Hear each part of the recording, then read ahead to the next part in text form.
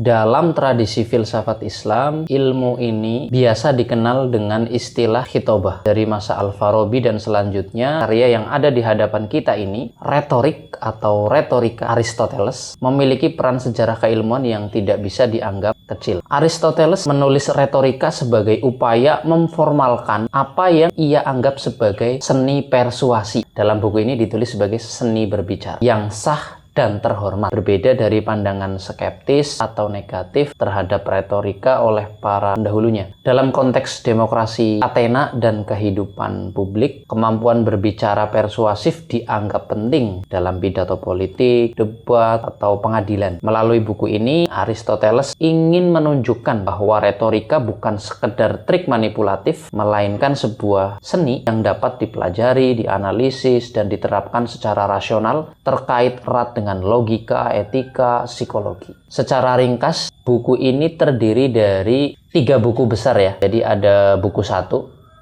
bisa kita lihat ya. Terus ada buku 2, ada buku 3.